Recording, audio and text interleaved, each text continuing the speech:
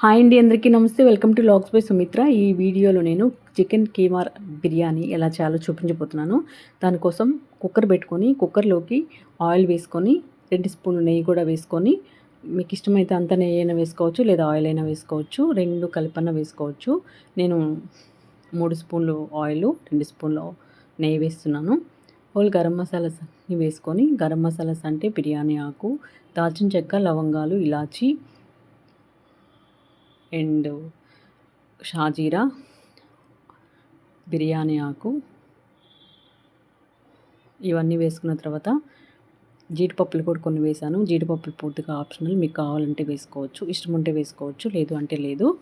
ఇవన్నీ మంచి కలర్ వచ్చేంత వరకు ఫ్రై చేసుకొని, ముందుగా కట్ చేసి పెట్టుకున్న ఆనియన్స్, పచ్చిమిర్చి కూడా వేసుకొని ఆనియన్స్ బాగా వేగేంత వరకు వేయించుకోవాలి. ఇందులోకి అల్లం వెల్లుల్లి పేస్ట్ 1 స్పూన్ వేసుకొని, అల్లం వెల్లుల్లి పేస్ట్ పచ్చివాసన పోయేంత వరకు ఫ్రై చేసుకోవాలి. హోమ్మేడ్ అల్లం వెల్లుల్లి పేస్ట్ ఇది. బాగా వేగిన తర్వాత ఇందులోకి ఇప్పుడు ముందుగా కట్ చేసి పెట్టుకున్న 2 మీడియం సైజ్ టమాటోస్ తీసుకొని, టమాటోస్ కూడా వేసుకొని, టమాటోస్ అన్నీ బాగా మగ్గేంత వరకు మగ్గించుకోవాలి. టమాటాలు బాగా ఫ్రై అయిన తర్వాత ఇందులోకి రుచికి సరిపడా సాల్టు అండ్ కారం వేసుకుని, ధనియా powder 1 spoon, garam masala 1 spoon వేసుకొని అంతా మిక్స్ అయ్యే విధంగా మిక్స్ చేసుకోవాలి. ఇప్పుడు ఇందులోకి ముందుగా వాష్ చేసి పెట్టుకున్న చికెన్ కీమా నేను 1/2 కిలో తీసుకున్నాను. 1/2 కిలో కీమా తీసుకున్నాను కాబట్టి 1/2 కిలో రైస్ తీసుకున్నాను, బాస్మతి రైస్ని బాగా వాష్ చేసుకొని పెట్టుకున్నాను. నేను కప్పుతో కొలుచుకొని తీసుకున్నాను. ఆ కప్పుతోటి వాటర్ కొలుచుకున్నాను అనమాట. 1.5 కప్పు వాటర్ తీసుకున్నాను 1 గ్లాస్ రైస్కి, 1 కప్పు రైస్కి. ఇదంతా ఒకసారి మిక్స్ అయిన తర్వాత మిక్స్ చేసుకొని వాటర్ యాడ్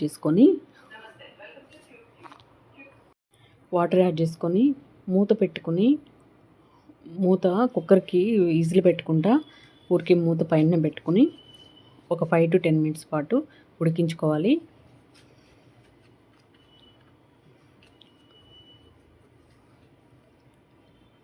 అంతా ఒకసారి కలిపేసుకొని మూత పెట్టుకొని ఉడికించుకోవాలి.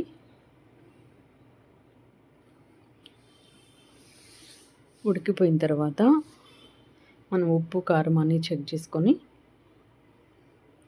రైస్ వేసుకునేటప్పుడు రైస్ వేసుకోవచ్చు.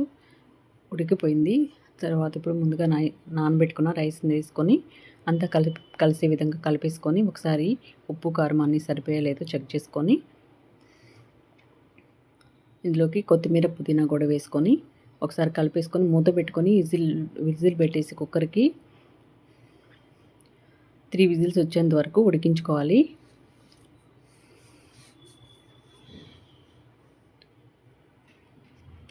పుదీనా కూడా వేసుకున్న తర్వాత మూత పెట్టేసుకోవాలి.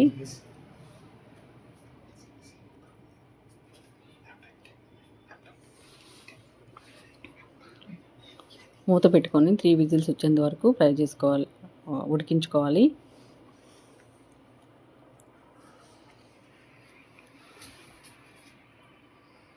త్రీ విజిల్స్ వచ్చేసాయి. స్టవ్ ఆఫ్ వేసుకొని ప్రెజర్ అంతా పోయిన తర్వాత మూత తీసుకొని చూస్తే మనకు బిర్యానీ సూపర్ వచ్చింది. మంచి అరోమాతో చాలా బాగా వచ్చింది. పొడి పొడిగా చాలా బాగుంది రైసు. ఇప్పుడు ప్లేట్లోకి సర్వ్ చేసుకొని రైతాతో కానీ మీకు ఇష్టమైన గ్రేవీతో కానీ సర్వ్ చేసుకుంటే మంచి టేస్ట్ ఉంటుంది. సూపర్ ఎంజాయ్ చేయొచ్చు. ట్రై చేసి ఎలా వచ్చిందో కామెంట్ సెక్షన్లో తెలియచేయండి.